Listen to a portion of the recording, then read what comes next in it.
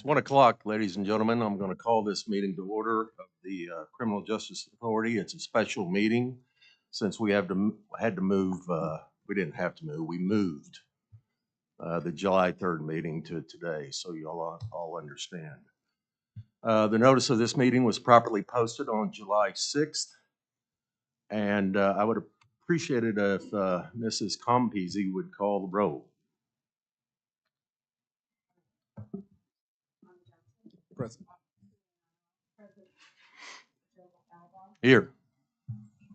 Present. Present. Present. Next item is the pledge. Vice Chairman Buck, would you mind leading us, please, sir? Attention, salute, pledge. I pledge allegiance to the flag of the United States of America and to the republic for which it stands, one nation under God, indivisible, with liberty and justice for all. Thank you very much.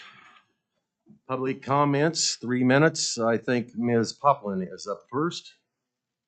And then Mr. Johnson. We only have 2, correct? Thank you.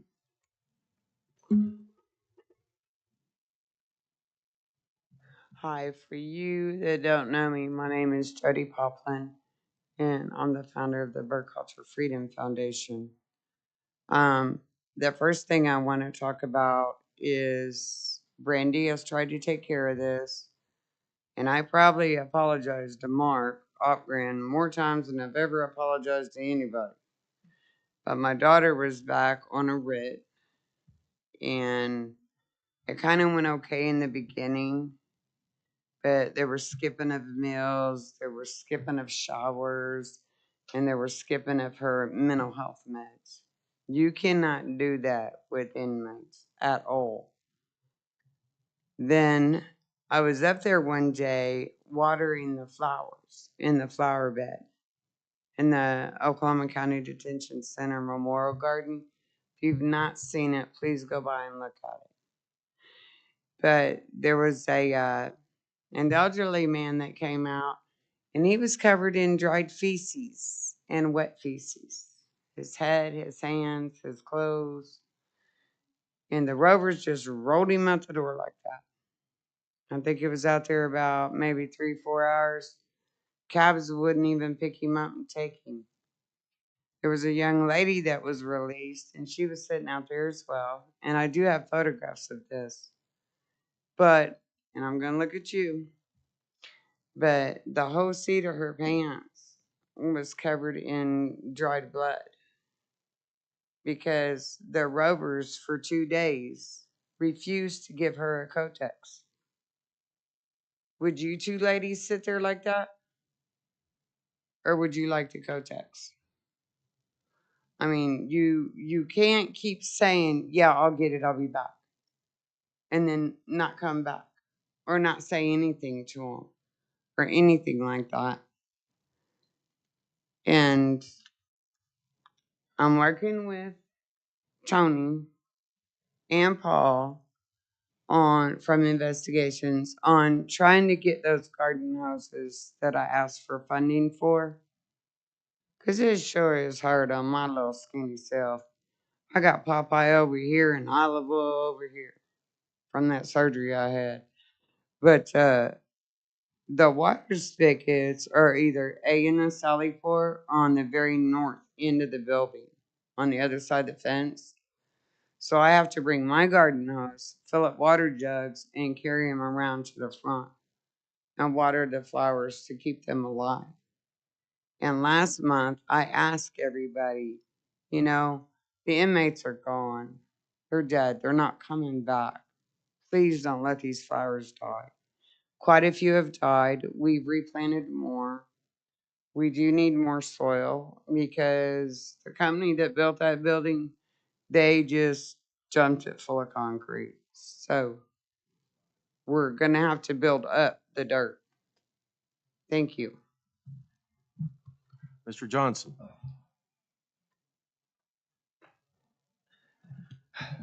Hello, everybody.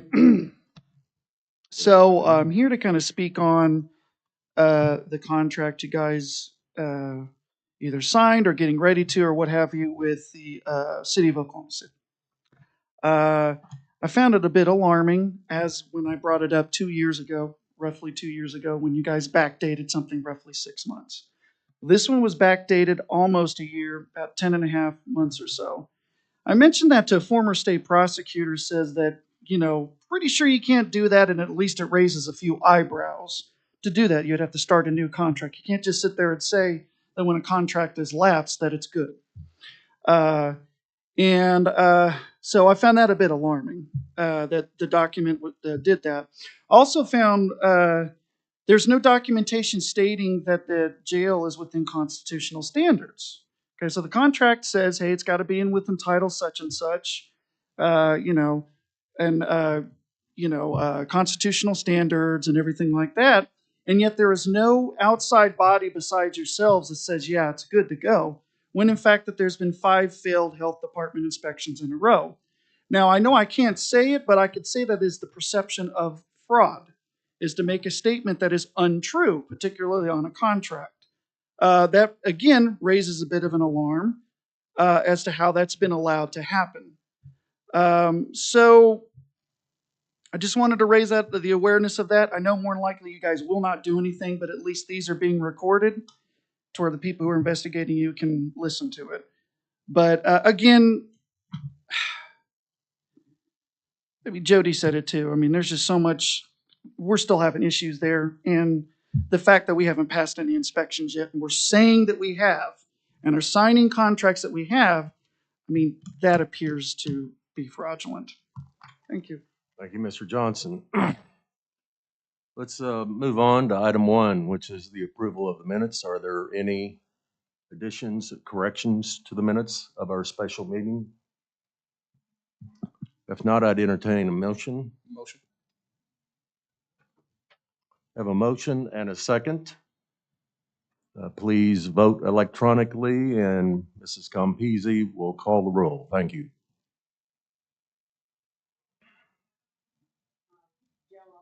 Yes. Yes. Yes. Yes. I'll abstain.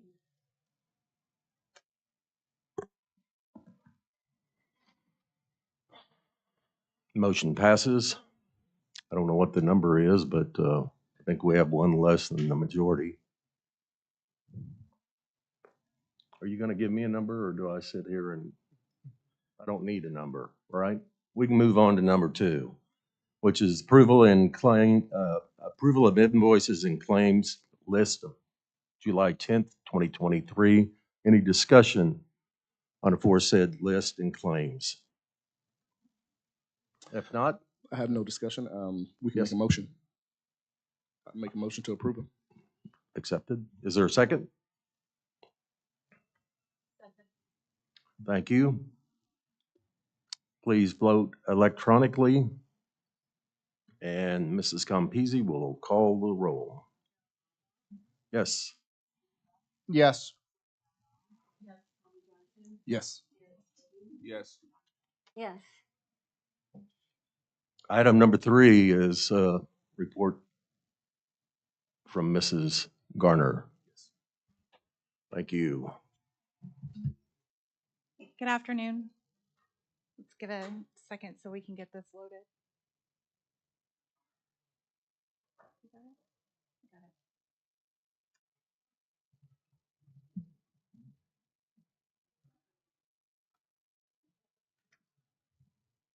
They're all rolled into one. So I'll introduce.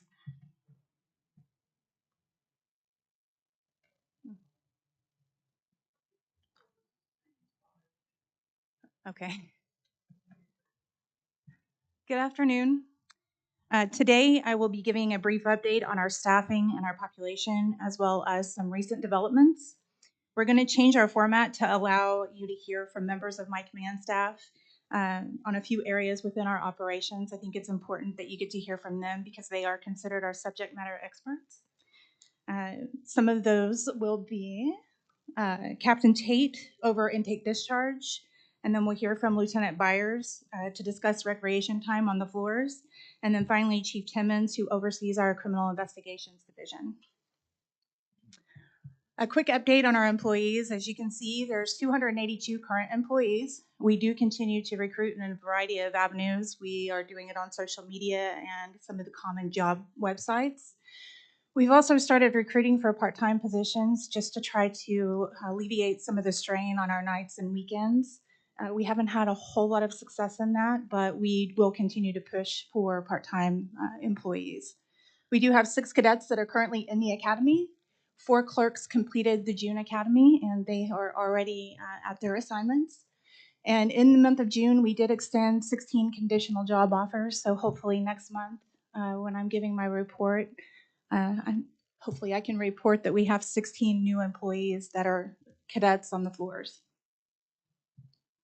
Briefly, just want to touch on our medical OR bonds. We do continue to utilize these as a way to control our population of people that are significantly ill. During the month of June, we did identify 32. 20 of those individuals are no longer in custody. Sometimes it's because they bonded, but some of it is that they were approved for a medical OR. We did have a couple that were holds for other counties or out of state, and obviously we can't do much about those individuals.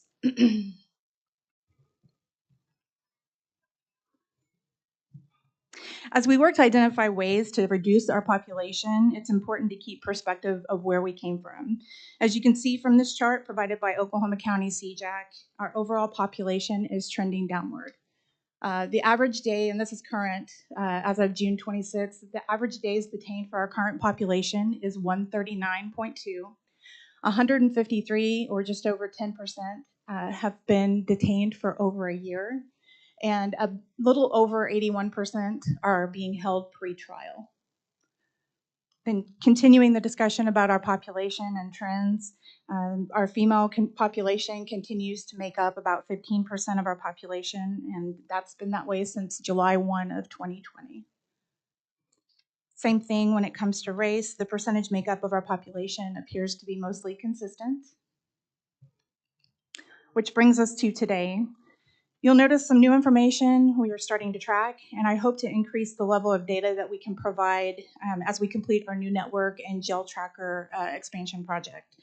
Notably, there are 190 people who were brought in on charges with a bond amount of $5,000 or less, and that's the graph on the bottom right. We're starting to look at that. Some of these individuals may have already received an OR and are awaiting release, but they did get brought in on pretty low bond charges. We do hope to work with the courts, public defender, and district attorney on these individuals to see if maybe they are eligible for some other program outside of incarceration. And if that's the case, we'll work really hard to make sure that they are made, connections are made with them for resources, for employment, or whatever they need, just to try to manage our population. The lower our staff, the lower the stress that, or the lower our population, the lower our the stress is on our staff. You can see our population sits at 1498 compared to 1543 on July 10th of last year. 15% make up our female population, and there's some race demographics there. And then some of the other statistics that we report, 39 claim to be veteran, 105 claim to be homeless, and I think that number is much higher than that. This is all self-reporting. We do have 191 individuals that are sentenced to DOC awaiting chain pull, and we do have 173 people who are over the age of 50. I'm going to give a brief update on the health department settlement. We did spend over $175,000, and we're working on 2 items that seem to be repeat deficiencies. One of them is the mattresses, the lack of having a mattress that had a cleanable surface that was not damaged. We opted to go with a higher quality mattress this time. It is made of a ripstop material, and it's thicker, and it has an integrated pillow. And the hope is that this will reduce the actual damages made to the mats, because they're not going to be tearing them apart to try to double up mattresses like they have been in the past with the lower quality mattresses.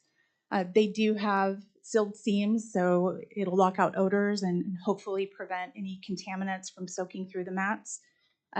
We are getting shipments of a couple hundred at a time, waiting for the distributor. And as they come in, we are giving them out to the floors. We also bought a large quantity of bed bug chemical. We are following manufacturer's instructions with that, and that includes spraying top to bottom and then 7 days later repeating the process. We've already completed that. We do continue to work to treat the bed bugs, and we are exploring other measures. I did want to announce that we had promoted Bradley Logan to the position of major. Major Logan has been with us for over 20 years. He has experience in all areas of the jail. He also has a growth mindset, which is something I feel is necessary to help us move forward. And we're just really excited to have him on board. I think that we're going to have a lot of positive things coming from this position. And with that, I do want to introduce Captain Tate, who's going to cover our intake discharge area. Before we do that, anyone have any questions about the presentation of Mrs. Garner thus far? Yes, sir. Thank you, Director. On the commentary about the veterans, and you may have covered this previously, or I just haven't been part of the conversation. Those are self-reported numbers, correct? Correct. Are we either entered into or considering entering into any data share agreements with others that we can do a more specific match? I know that from my experience, many veterans underreport because they may have served at a period of time that was not involved in a conflict. So they would be veterans, they just don't identify themselves as such. Yes, so team is working to help us identify some of the veterans that we have in custody. They'll be making, it's their veterans, I can't remember, Veterans Initiative. They'll be making sure that those individuals are aware of the benefits that they have. We will be looking to increase that and become more robust in our identification, and we're even looking at potential housing them together based on research showing that they tend to do better together. Veterans tend to do better together. So we are definitely looking at that. Any other questions? I have a question about the mattresses. Yes, How sir. many have we put in place thus far out of the total order? This is purely a guess. I know we put them out on the second floor. So I would say maybe about 400, 500. Are there any floors that deserve a priority as opposed to going numerically? We've already, the medical floor was the first one to go. Okay, And good. then we started at the trustee level, and then we're working our way up. Thank you. You're Any welcome. other comments or questions? Okay, Okay, let's go to Captain Tate. Captain Tate, please.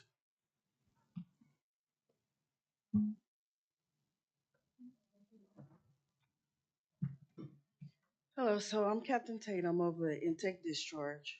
It's just a few things. Oh, sorry.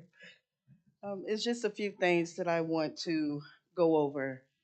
We all know there's, problem with contraband coming into our facility. So it's just a few things that I want to go over.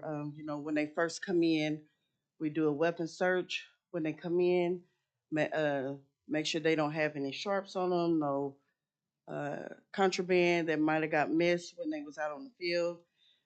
We take everything off of them, and then we turn around and then we do a full pet search. After the full pet search, then we take them to medical, and then medical go into and they ask them questions. Have they used drugs before they came in? Are they needing medicine? Like so they can be placed on status like MHO or SB1 or anything like that. And then after that, then we send them through the body scanner. The body scanner is something new that we had put up. It's supposed to catch anything that might be on the inside of them as well as the outside. So with that, we was able to catch a few things. Um, Contraband in prison and jails is a major security concern for correctional agencies. Contraband weapons can be used to inflict serious injuries to incarcerated people and correctional staff. Moreover, contraband drugs and alcohol can create and exhib, what's that? Exhiberate substance use problems for people in prison and in jail. So with that being said, after they go through medical and go through the body scanner and they go through Morpho, we have implemented doing strip searches. We do strip searches soon as they get done with their Morpho to make sure that we're not getting anything else upstairs.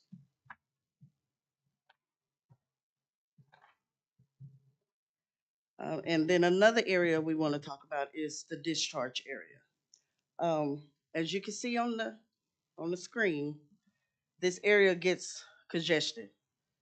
Um, this is where we do releases. This is where they coming in, and this is where we doing the body scanner at. So this area right in here gets very congested. So that's why we have staggered releases to avoid the congestion, because we have outside agencies that be coming in, getting people and bringing people in. So that's another issue that we be having to deal with, but we tried to work through it. Um, as of June, the booking, we booked in 1,926 people. For that month, the releasing was 2,000 people that we have released for intake and discharge. Major, you have anything? When she was talking about the releasing, that's just an example of the poor design of that area. You have people coming in, you also have people leaving, and they're crossing paths. And that just gets very congested, very, we try to keep it organized chaos, is I guess the best way to say it. So with the amount of staff that you have, or the lack of staff, it just brings a greater level of urgency, I guess, for the officer to be paying attention, not making sure nothing gets by. She was talking about the body scanner. I believe I'm right on, from the first of the year, we've caught 99 pieces of contraband that was tried to smuggle into the detention center that was caught on the body scanner. With the strip searches, since we've initiated the strip searches, I'm guessing about 2 months ago, we've only caught one piece of contraband trying to be brought back in, and that was with a port return. Everybody that goes outside of the facility, whether it's for a med run, port, um, law enforcement investigation, any reason they go outside the facility and they are brought back in, they're strip searched. Any questions? Any comments? Thank you both for your report and thank you for what you do. I appreciate that. Next will be Lieutenant Byers.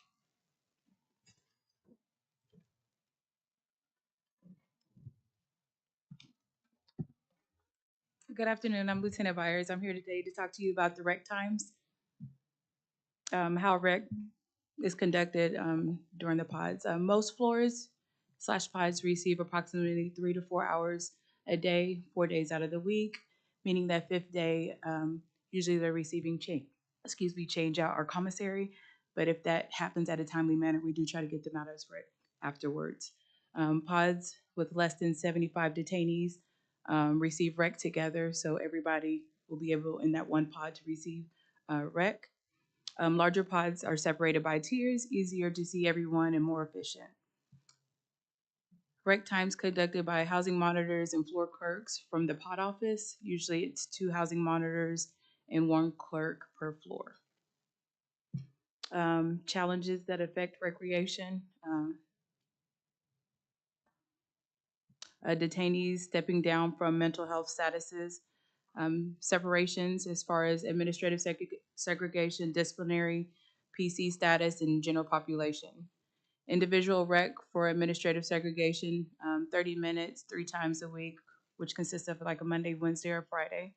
PC detainees receive an hour, same 3 times out of the week, and major incidents as far as like medical emergencies that we have to respond to within the pods. If something was to happen that causes a challenge, because we would have to lock down the whole pod in order to take care of the safety and control of that pod. What happens on rec? Usually they're working out, exercising, religious activities, meaning prayer circles or Bible studies, video visitations on the kiosk, games, cards, chess, purchased off the commissary. We received donations from the Arnold Family Foundation, so new programs for good behavior in the planning stages. So with those, and then things that would help, um, having outdoor recreation spaces, workout equipment, more educational material, and better access to video visitations while they're locked down behind their cells. Any questions? Captain, I have one. Why is AdSeg only limited to 30 minutes 3 times a week? We have a certain pod for disciplinary, and so with the amount of individuals we have in there, we try to do the rotation. And We have those- that many in AdSeg that we can't do more than 30 minutes? well, disciplinary for a fact, but overall for administrative segregation, I'm not sure if they're able to be, if they're able to come out together. So they might be separate as far as gangs, or if they came up together in a different situation. So that's why it's separated the way it is. There has to be a way to improve on that time. I agree. I would appreciate it if you'd put some mental muscle to it and figure out a way. 30 minutes 3 times a week doesn't cut it in my world. That I believe they do get more. It's just that's just the standard. You're telling me that's the average then? Yeah, that's just the Monday, Wednesday, Friday. They usually come out more than the 3 days out of the week. Okay, I'm just giving the overall. I'd like to see firmer numbers Okay. on that segment if you don't mind. Yeah. I appreciate it. Anybody have any other comments or questions?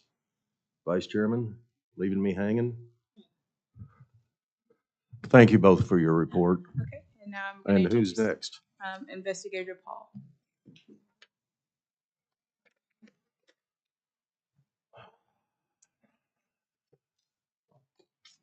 Now we have the serious discussion. Is that right, Chief? Yes, it is.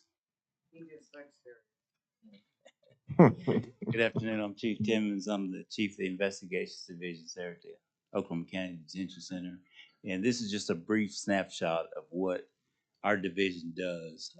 The top part shows the assists that and that includes assists where we assist other agencies, whether that's getting information for them, providing information to the other law enforcement agencies, DA's office, or whoever it may be that needs information from somebody that may be incarcerated at the jail.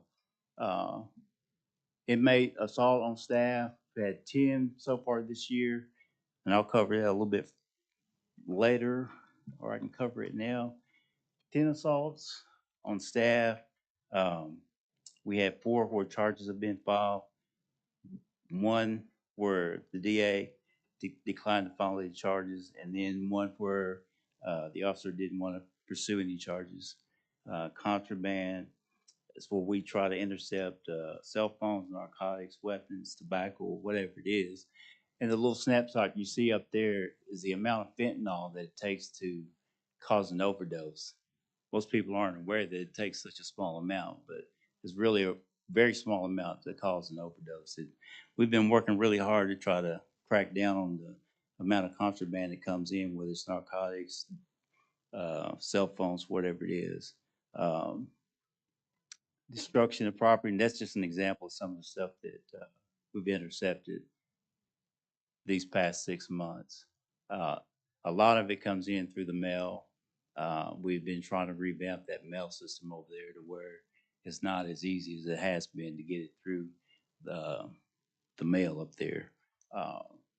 Destruction of county property, we had some minor incidents occur on the property over there where it was during the winter time, so more than likely it was someone that was homeless that did some minor damage to a couple of the units out there, broke out or tried to break one of the windows at the front lobby area. Disciplinary, policy violation, that involves the inmates where they violated a policy there at the detention center, and they were administered some type of informal discipline, whether it be locked down, privileges taken away, whatever the case may be. Informationals are just reports that we do that don't really involve any infractions of any policies or rules there at the detention center. We just try to make an informational record of it so that if it comes up again, we'll have information about it. We've had six deaths this year.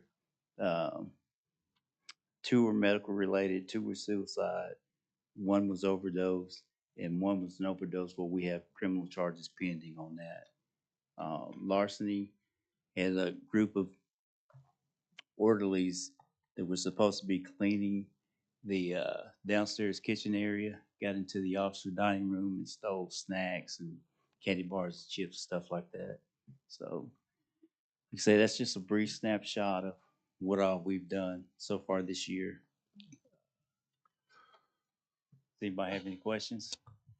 Not so much questions. But great, you pointed out that the mail has been a place where a lot of contraband's being introduced, and I know the director's working on this, full bore about getting an agency on board that can help us get away from physical mail, go to a paperless system that I believe will benefit not only the inmates who are in there and how fentanyl and other illicit drugs are getting into there, but I think it helps out the staffing system because I can only imagine how much staff it takes to work a mailroom. Right. Going from the guys that I work with, their historical knowledge, they said is quite the undertaking. So I would fully support moving forward with that process.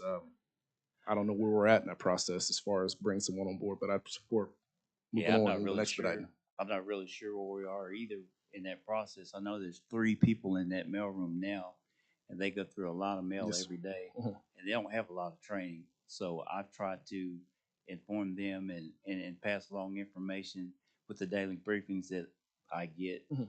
from time to time on stuff that may be pertinent for them, but not having training on what to look for or what to look at as far as packages and envelopes and things like that.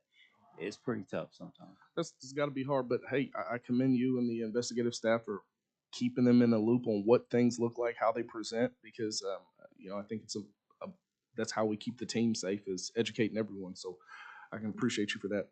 Absolutely. Thank you. Any questions? Any other comments?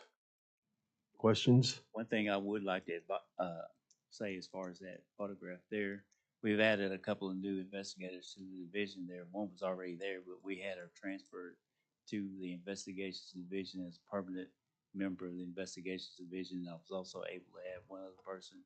I think we're going to try to use him, develop him into an intel position where we can probably have a little bit more effect on the contraband issue. That's what we're going to try to lean in on that, trying to work that position a little better. Thank you, Chief. Thank you. Sheriff, item number 7, we're going to be addressing that in that contract discussion. Mr. Chair, But you're spot on. Yes, sir. may I have Mr. a Buck. follow-up? Absolutely. Well, first, let me thank the men and women who came to present today. I know that when you signed up for your work here, that presenting to a public body that's recorded wasn't necessarily on your list of desired things to do. So I want to acknowledge that you do this, and thank you for that, and thank you for your service. And I just wanted to, from my perspective, extend appreciation for the ability to see quantitative data. Director, as we continue to work together in your role, in anything we can do to quantify trend lines, I think will be helpful in my role as a trustee.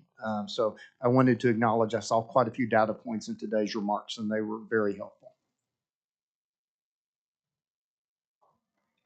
Thank you, Director Buck. Any other comments? Let's move forward to the financial report, number 4, from Interim Financial Director C. And he has a presentation as well, which I believe is in front of you, the other document with a picture of the thinner document.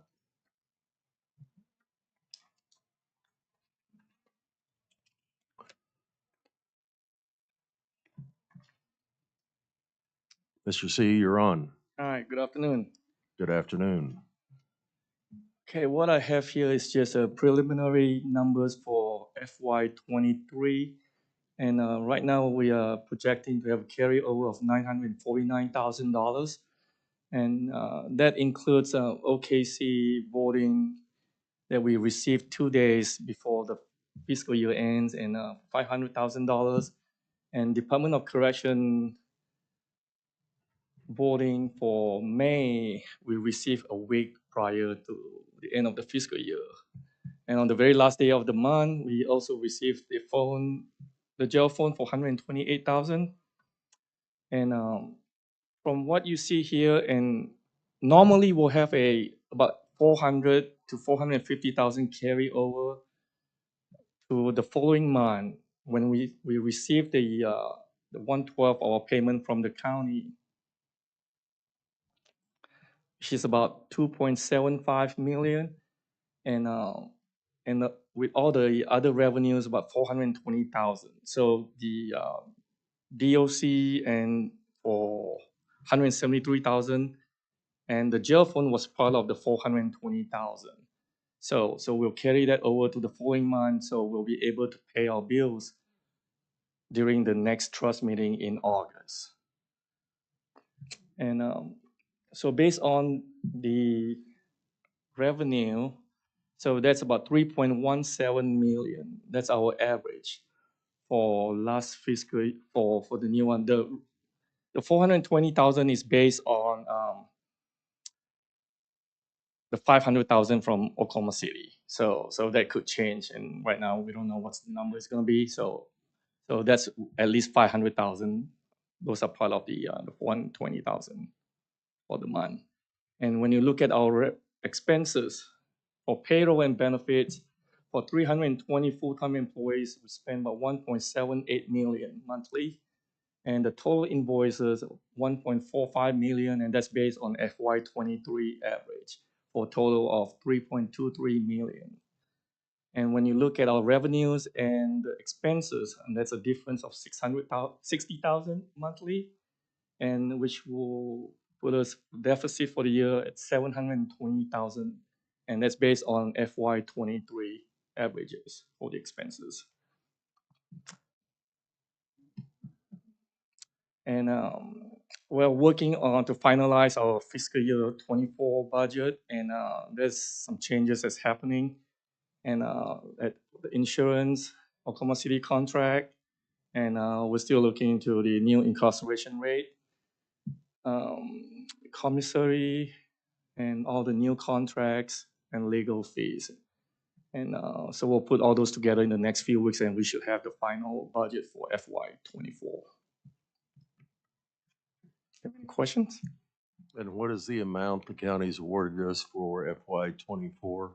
I'm sorry. What is the dollar amount that the county has awarded the jail trust It's for FY '94? 32.9. 9? Yep. And that's the same as last year, correct? Correct. And the world's prices keep going up. Right. And we were able to survive the last fiscal year because the staffing, and we weren't able to staff to 320 because based on what we pay our employees, and that's not helping for recruiting.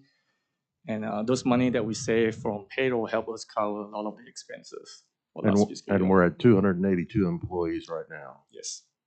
And 100 out of that, 119 uniformed detention officers. So that's about 42% of our employment. Yeah. That's pretty thin. Yeah, that's way below. If I do my math right, that overall, well, I'm not going to say that. Never mind. To run the We jail, have some work to do. To run the jail, we need at least 400.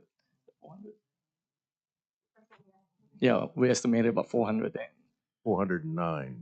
That's what we requested for payroll. Do you know off the top of your head how many of those are projected to be detention officers? Has there been a split worked up on that yet? Yeah, I don't have it with me right now I won't put you on the hot seat. That's all right. Any other questions or comments for Interim Finance Director C? If not, thank you for your time. We move on to the next item.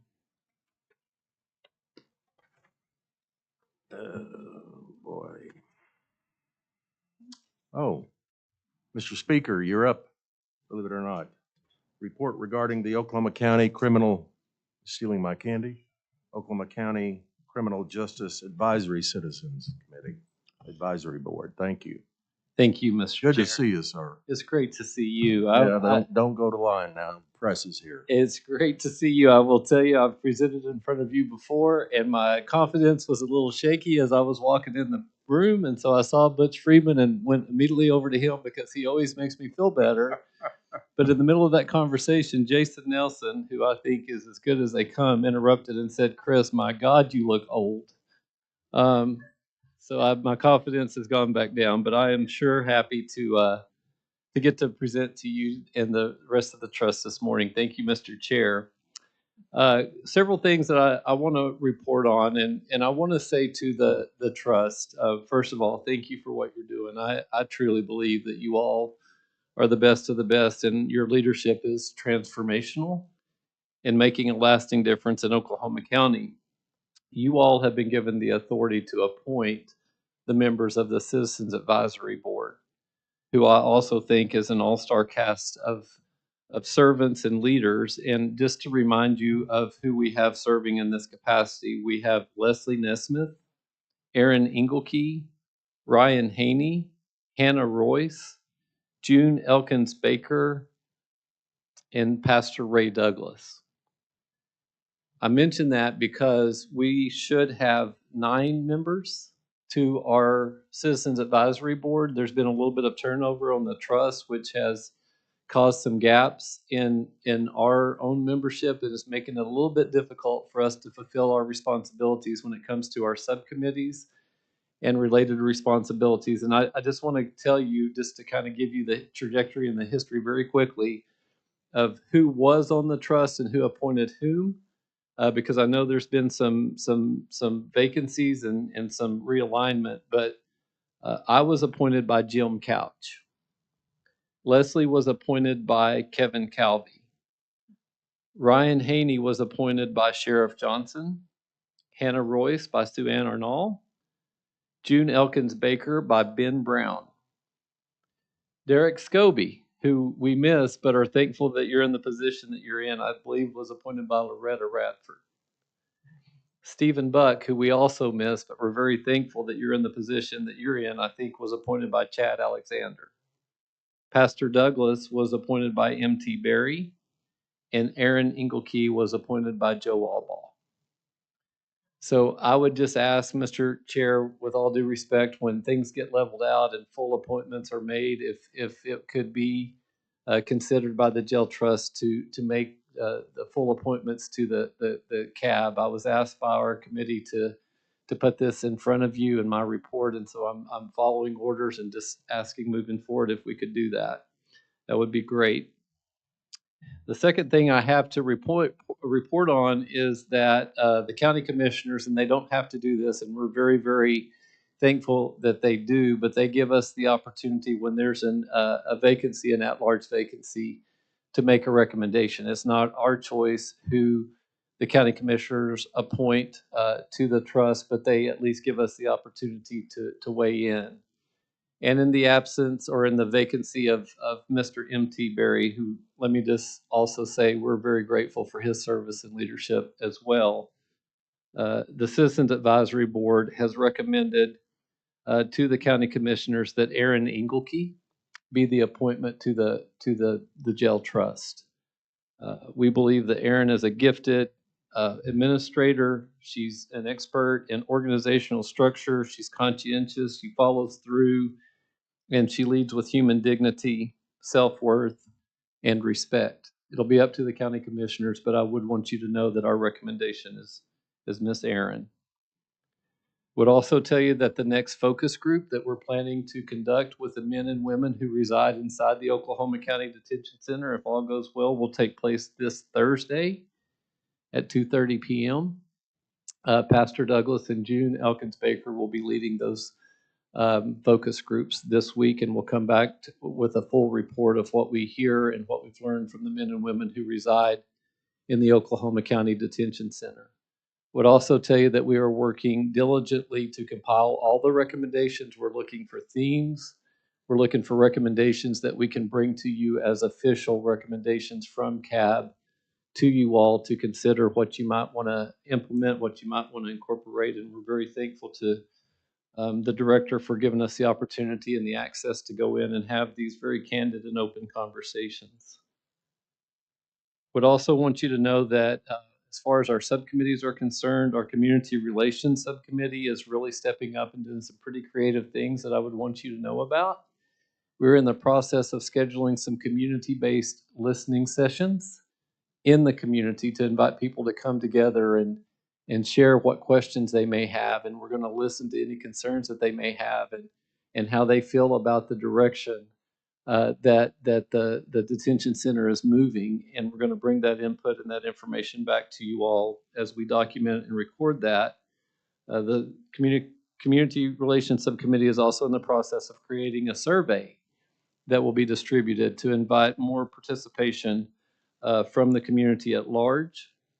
We're really hoping to create an environment where anyone who is wanting to collaborate and provide input or create solutions will work with us so that we can construct those ideas and those solutions in an organized manner to bring back to you all. The next thing I would just want to touch on, this kind of been mentioned before, but again, I think this is a testament to the director, to Mac Mullings and the entire staff at the Oklahoma County Detention Center. But we are now meeting with any veteran who may be detained in the Oklahoma County Detention Center on a regular basis. We have some top-notch veteran service representatives who are evaluating a person's history, and if a person is eligible for benefits, we're connecting them with benefits and making sure that their family has the benefits that they are entitled to. But we're not just doing that for veterans who may be residing in the Oklahoma County Detention Center. We're also making that service available to any staff who are veterans as well, to make sure that they have all the support that would be needed and that they would be eligible to receive. And we're still working on the numbers, but as of right now, I think we have identified 12 veterans who are on staff inside the Oklahoma County Detention Center, and we're very, very thankful for their service. Very quickly, I also want to say to Captain Tate, Lieutenant Byers, Chief Timmons, your leadership is remarkable. I think any organization over the course of time reflects the personality of its leadership. And when you walk into the detention center, you can feel the positive energy. Director Gardner, that starts with you, but it is surely reflected throughout all of your staff. And the final thing I think I would like to say in the absence of Ben Brown being here is that I'm also very thankful for his service. He has put a lot of time and effort and energy and heart into this, and I kind of see this as a journey. We serve a leg and then we pass the baton on to someone else, and I'm very thankful to Senator Brown for his service and for your continued service. And Mr. Chairman, that completes my report.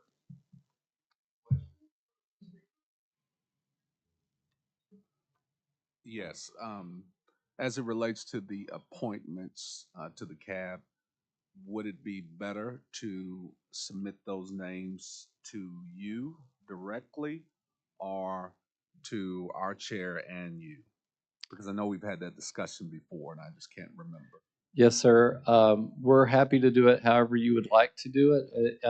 Ultimately, it's your prerogative as to who you would want to appoint. You've given us a great cast of members who work together well, and we trust you to continue to add value to that membership. But when you make your appointment, if we could know at the appropriate time, we will immediately meet with that individual and begin the orientation process. Mr. Chair, I'll make sure that I submit the name to you and to you this week. We'll make it work. Thank you. Thank you. Thank you, Chris. Appreciate your time. Yes, sir. Appreciate what you all do, Thank you. Thank you. especially inside the detention center. And I'm looking forward to that visit. Thank you. All right, we're moving on forward. Next, we have discussion and possible action amending and extending the contract with Turnkey Health Clinics LLC to provide inmate medical services. Mrs. Garner, ball's in your court. So Danny Honeycutt is here from Turnkey. If you have any specific questions as to the content of the contract, he did come to me a moment ago and let me know that the number is actually a lot higher listed here than what it actually would be, which is the 666 number. That's, I think it's in the contract. With that number, it gives us the 70 FTEs that would include 2 MAT staff members, which is the program that we're looking at going to. So just want to make that clarification. This is just going to be approving the base contract. We will look at the number of FTEs moving forward, and we will renegotiate on that as needed. So the base contract remains the same except for the 2.8 increase and the later discussion about FTEs. Absolutely. Is that Correct. essentially it? Yes. Mr. Honeycutt, want to add anything to that for this discussion? There may be questions. That's all it is. This extension is just the 2.85. It's just those 2 items, Correct. and then we'll figure out together the FTE. Correct. Okay. Any, yes, Thank Mr. you. Buck. So it is amendable forward by joint agreement, both in terms of FTE, but also in service array offered, correct? So as a trust, we may have the opportunity to evaluate service array to make sure that we're matching our fiduciary responsibility. Thank you. And we can do that at any time during this contract? Wonderful. Wish the rest of that clause was in every one of our contracts. Anything else you want to add? No, sir. So we have we need a motion. I'd like to ask a Oh, I'm question. sorry, Ms. Arnold, please. Regarding the contract and the amendment that I saw had the 70, 75 FTEs, how do you know that you're getting those services? And are you given the names of all the employees and their starting date? And then also, are you getting an allocation of what that position is to the entire contract? Say, is it 100,000 for the nurse, or anyway, do you have that allocated from the contract? So I don't have that information with me, but that information is available to me at any time. We do have quality assurance that's recently looked at the numbers of staff and to try to determine where we're at. And then moving forward, the captains that are over any areas that have contracts, I'm assigning them as contract monitors so they can make sure that each contract, we are meeting the parameters of that contract or where the vendor is. So we can hold them accountable if they're not meeting our expectation. I'm assuming that Turnkey would like that information also to make sure that they are showing up, since you control the access to the jail. And for them to monitor their employees, they would probably need that information to know that they're showing up when they're supposed to. And if you could do something like that on a monthly basis for them, that would be helpful. I'd like to add to it, if you don't mind, that since you're assigning the quality assurance folks, we ought to have a quarterly report on each one of those contracts. Okay. I mean, that shouldn't be that difficult to put together, but I mean, we're not going to know unless you tell us about it. Right. Quality assurance is currently, because we've had a number of issues with the health department, we have kind of reassigned them to making sure we're meeting all of the jail standards through the health department. So whether that comes from quality assurance or one of the captains, I'll make sure that we do a quarterly report moving forward. I think they ought to come at our next meeting also and start telling us what's what with the health department. Okay. I mean, other than just seeing it in print, it's information that the public needs to know about as well. Okay. Do we have a motion? Motion. Need a second? Second. It's been moved and seconded that we extend the contract with Turnkey Please vote electronically, and the clerk, Ms. Campisi, should call the roll. Yes. Yes. Yes. Yes.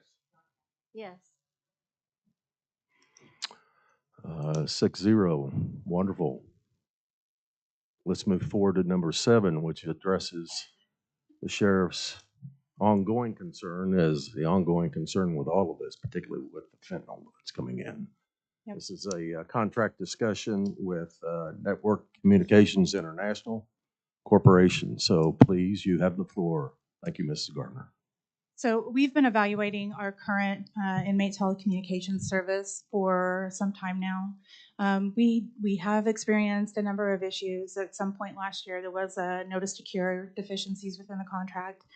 But overall, we were just looking at the best value for what we needed versus what it would cost us or the detainees or the families.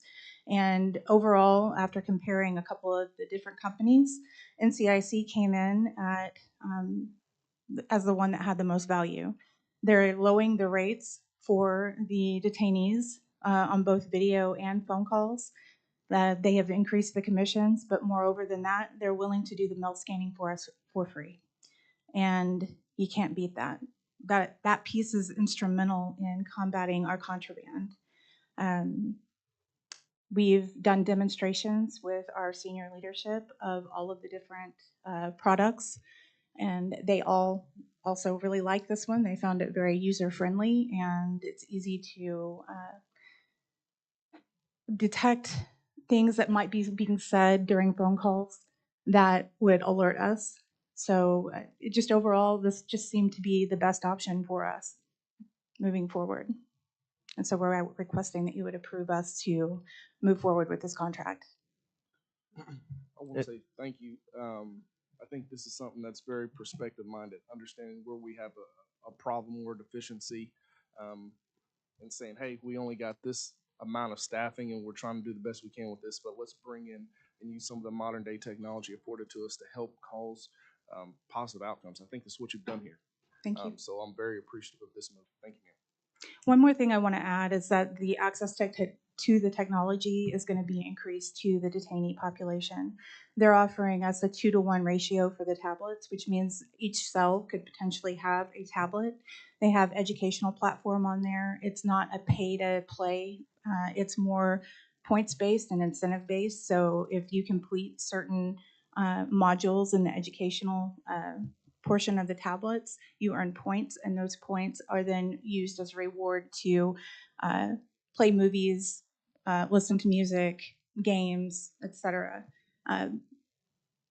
Along with that, we can remove the points if we feel like they are not following the rules. So it's a mechanism for us to manage their behavior.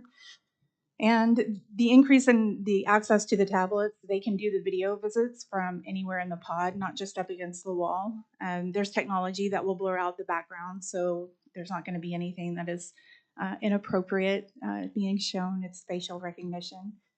Just wanted to throw that out there as well. Will they be able to take the tablets into their cells? Yes. Can you give us an idea of how long this switchover is going to take? I expect that it would be 60 to 90 days. And when will that start, Wednesday, if the contract's approved? if it's approved. Is That's there correct. a motion? There is a motion? Is there a second? Wonderful. Please vote electronically, and the clerk will call the roll. Yes. Yes.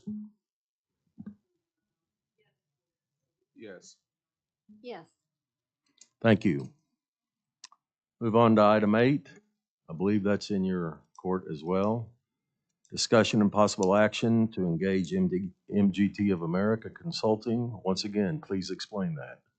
So MGT they're the company that is responsible for doing our cost of incarceration analysis. They recently completed one for this upcoming year for the courts. It's something that we have to do every year, is calculate our cost of incarceration. We're engaging them early this year because we want them to break it out in a different manner to show that there is a very real increased cost associated with the first day versus calculating based on the average number of days that somebody's in custody. And so this is just to try to get an early jump start on that. It'll give us a little bit more information so we can negotiate some of our contracts moving forward for a more reasonable and fair rate. And this will help us with our negotiation um, with Oklahoma City. That is correct. Any comments or questions? Do we have a motion? Thank you. A second? Second. Thank you. Moved and seconded. Vote electronically. Yes. Yes. Yes. Yes. Yes. Thank you. We move on to item 9, discussion and possible action regarding the Williams Box 4C Bullard PC contract. Yes, ma'am. This is just to terminate the contract based on the fact that we don't need them anymore. We have our outside counsel, they were our outside counsel, and now we're using the district attorney. So their services are no longer needed. Okay. Pretty simple explanation. Any comments or questions? Is there a motion? Thank you. Is there a second? Second. Please vote, and the clerk will call the roll. Thank you. Yes, ma'am. Yes. Yes. Yes. You're up for most of these, aren't you? I am. Discussion on possible action to consider non-renewal of insurance policies for commercial property, auto, crime coverage, public officials liability coverage, law enforcement liability coverage. Please proceed. So Business Etherington could possibly speak to this a little bit more from the legal side of things, but the gist of it is because we are represented by the district attorney and we have certain liabilities or immunities, the insurance is not necessary. Okay. Any questions? Ms. Etherington, you want to add anything to that?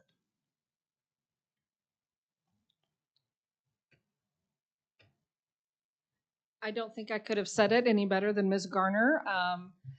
I think she covered it very well, and I think the discussion that we will have shortly in executive session that goes more in depth in terms of liabilities and immunities would probably answer any residual questions you might have. All right. Is there a motion? Thank you. Second? Second. All right, please vote electronically, and the clerk will call the roll. Yes. Yes. Yes. Yes. Yes. Thank you. Another 6-0. Appreciate it. Move us along. Number 11, discussion, possible action to direct the district attorney's office to substitute as counsel and assume control of the defense in all pending litigation. Ms. Etherington, please help us out. Tell us all the wonderful things you're going to do for us. This item is for the trustees to consider whether or not you would like the district attorney's office to assume control of litigation in approximately a dozen cases that are now currently being handled by outside insurance counsel. And we would, most of them we are already entered an appearance on and participating in the litigation already on behalf of the county. We've looked at them. We don't believe there's any conflict that would prevent us from entering and defending the trust as well on these claims. It would have the benefit of saving some money paid in outside legal expenses. Not all of it, but a chunk of it. by having us represent the trust. I can say, though, that the attorney that has been retained on these cases is there by virtue of the insurance policies that were in effect at the time these incidents occurred. So it could affect your insurance coverage for those cases should there be a settlement or a judgment on those cases. But again, some of your exposure there is mitigated by your immunities that you have under the law that we've already mentioned. Thank you. Any questions? Is there a motion? Thank you. Is there a second? Second. Moved and seconded. Let's vote. All in favor, please vote electronically. If not in favor, vote no. Yes. Yes. Yes. Yes. Yes. Now we're coming up to the executive session part. Let me utilize number 12 to announce our next regularly scheduled meeting. The Oklahoma County Criminal Justice Authority in 2023 is on Monday, August 7th, 2023, probably at 1 o'clock. For all those who may bail while we're in executive session, now you know. Is there a motion to enter executive session? Motion to enter. Thank you. Is there a second? Second. Please vote electronically, and clerk will call the roll.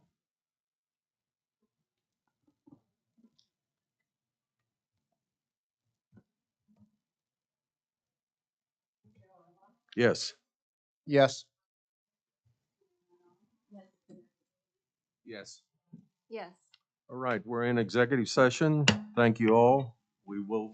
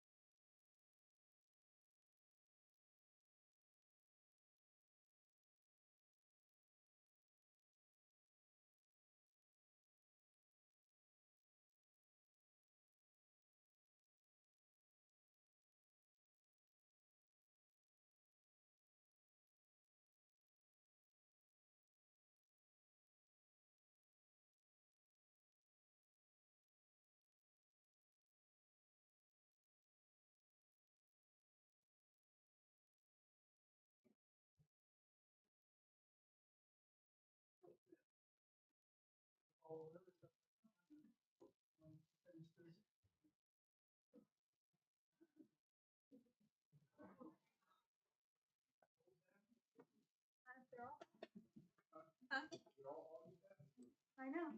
You have things to do. They left her by herself. That's okay.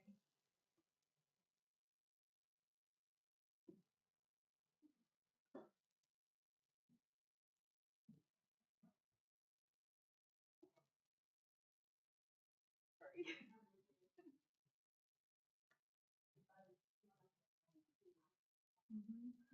It feels like it. My whole morning just went.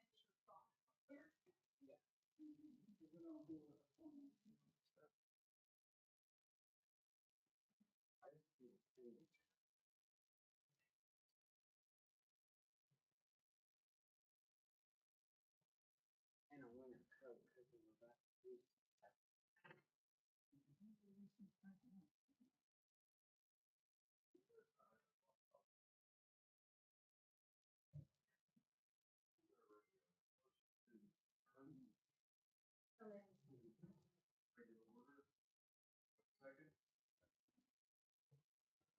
Motion, adjourn, regular order, please.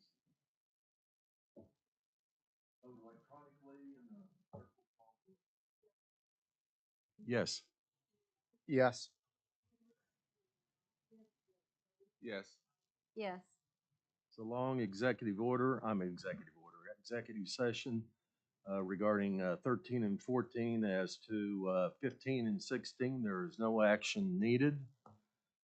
So we need to move on to adjournment, I think. Is there a motion for adjournment? Is there a second? Requires a second, unless you all want to stay here. Second. Thank you. Please vote electronically. Clerk will call the roll.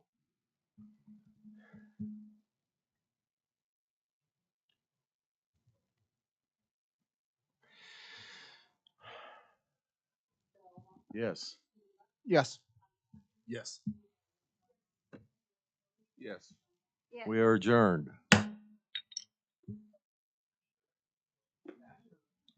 You do the Please don't same. write Thank on you. it. Thank you. It's